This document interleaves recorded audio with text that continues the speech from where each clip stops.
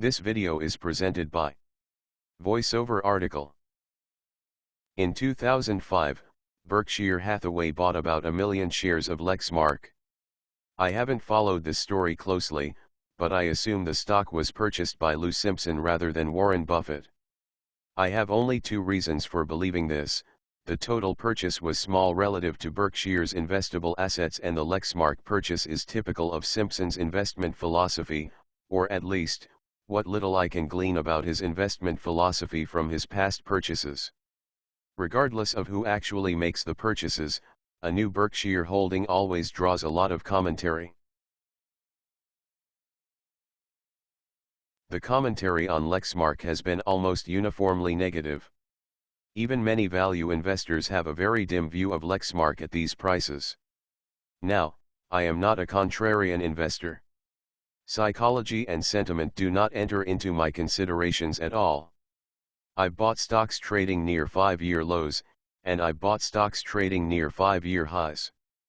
I just try to be rational. I'm not afraid to agree with the consensus, if it's an accurate representation of reality. Here, it isn't. The model of Lexmark that has emerged in my mind over the past few weeks bears little resemblance to the Lexmark I've seen described elsewhere. Most of the negative comments about Lexmark have focused on the consumer segment. Yet, more than 75% of Lexmark profits come from the business segment. The business segment is Lexmark franchise. There, the company has managed to build a moat, not a very wide moat, but a moat nonetheless. Lexmark is the only focused, integrated printing company of any consequence. It understands its business customers' needs, and provides specially tailored solutions that none of its competitors can offer. Worldwide, some very large companies use Lexmark products for some very specialized tasks. Among these are retailers, banks, and pharmacies. Lexmark has complete control of their product, including the printing technology itself and the software used to manage its printers, i.e., to interface with the user's computer. Businesses that care about getting these specialized tasks done right, and getting them done cheap, use Lexmark. Even Lexmark competitors have to concede the fact that Lexmark knows printing better than anyone else. Lexmark is the only company that develops its own inkjet, monochrome, and color laser technologies. It is a vertically integrated printer business like no other. The two competitors most often mentioned as threats to Lexmark are HP and Dell. While everyone will suffer from deep price cuts, I think it's HP and Dell who should be scared. Lexmark has the much stronger competitive position. For years to come, it will be launching the best printing products for high ink consumption tasks. Lexmark hasn't been focused on competing directly with these companies in the consumer segment. That's going to change because of the emerging photo printing market. Lexmark isn't interested in selling hardware. It's interested in selling ink. Now that there is real demand emerging for high-quality printing within the home, Lexmark is going to start going after the consumer market.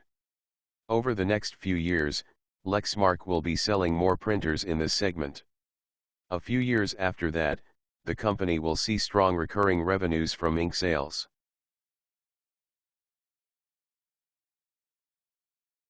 Generic ink cartridges are the biggest threat to the high-margin printing business. However, I believe, of all the players in this industry, Lexmark will be the least affected. Its highest margin sales are its most insulated sales. Its lowest margin sales, in its least dominant businesses, are where generic ink will hurt the most. There is also some concern that Dell could always move away from using Lexmark printers. Let them. From what I can see, sales to Dell will not be a particularly significant high free cash flow margin business. There's no benefit to the Lexmark brand either. That brand is going to become stronger over the next decade, because the quality is already there. Lexmark simply hasn't been that visible to consumers. The Dell deal doesn't help build the Lexmark brand. Honestly, I wouldn't be terribly troubled if Lexmark sales to Dell dropped to zero tomorrow. Such an occurrence would not materially affect my valuation of Lexmark. As far as I can tell, Lexmark management is excellent. They understand the printer business better than anyone. They also happen to understand the science of printing better than anyone. CEO Paul Kurlander has a PhD in electrical engineering from MIT. Lexmark management also sees highly profitable opportunities in printing long-term, despite a very competitive situation short-term. I agree with that assessment. Within the printer business, there is a real danger of ferocious price competition. However, I do not believe there is a real danger of prolonged ferocious price competition. Lexmark is the company best positioned to weather the storm. It will generate tons of free cash flow, none of which has to be siphoned off to other lines of businesses, as it does at all of Lexmark competitors. Lexmark high free cash flow margin recurring revenue stream will supply it with more than enough ammunition to outlast its competitors. They may be deep-pocketed, but eventually, they will have to answer to Wall Street. Long-term, they can't compete with Lexmark. It will take them some time to realize that. But, Lexmark has the time. That's my assessment of Lexmark on qualitative grounds. How does the stock look quantitatively? The stock is selling for about 15 times earnings and 10 times cash flow. Right now, $1 of Lexmark stock buys you $1 of sales. I think that's a bargain. Not many companies of this caliber sell at a price-to-sales ratio of 1. For the last 10 years, Lexmark return on equity has not fallen below 20%. During the same period, the company's return on assets never fell below 10%. The free cash flow margin has generally been in the 5–10% range.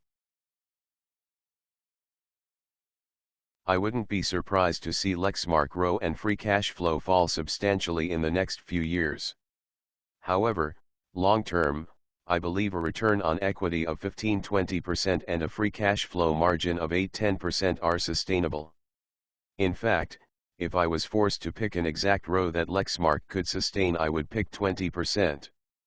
But, I would also caution you not to expect that for the next 5 years or so. The important estimate is the 8–10% free cash flow margin. That's the best way to value Lexmark. At 1 times sales, you have an 8–10% yield, if you think sales can be sustained. If you think sales can grow, you have to factor that into your analysis. At present, a discount rate of 8% seems appropriate. I never do a discounted free cash flow analysis on this blog, because I feel the variables that go into are something you have to decide on for yourself. I don't want to slap an exact figure on the value of a company, because I don't want to suggest that kind of precision. But here, you can clearly see how I'd value Lexmark. I gave you what I think Lexmark free cash flow margin will be, 8–10%, you know what Lexmark sales are, $5.4 billion, and I gave you the discount rate I thought was most appropriate, 8%. The only necessary variable I haven't provided is a sales growth estimate, and I'm not going to provide that, because I don't want you to think it has anything to do with the next 5 years. It doesn't. I'm looking at this company well beyond that point, and I like what I see. Lexmark will strengthen its brand, with consumers, and people will still be printing. So, yes, I am projecting revenue growth for Lexmark, and yes, it is enough to suggest Lexmark is worth substantially more than $5.5 billion. This video is presented by VoiceOver article.